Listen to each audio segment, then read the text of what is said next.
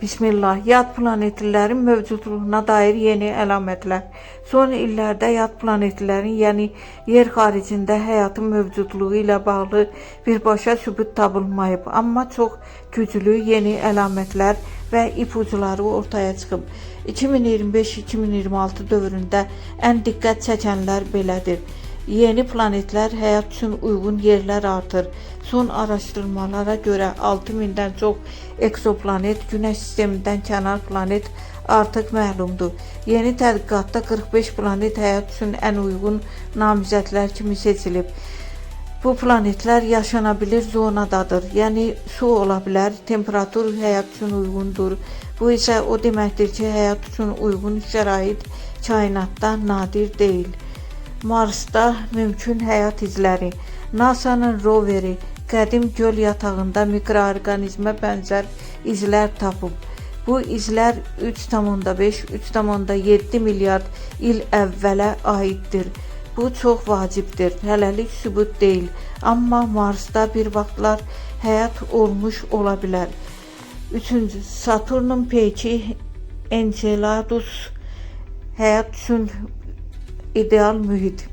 Araşdırmalar göstərir ki, buz altı okean var. Orada mürəkkəb üzvi molekullar tapılıb. Bu maddələr yer üzündə həyatın əsas tikinti bloklarıdır.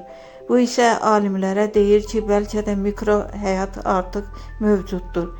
Kosmosda siqnalların itməsi ehtimalı, yəni araşdırmaya görə kosmik fırtınalar yad planetlərin siqnallarını təhrif edə bilər.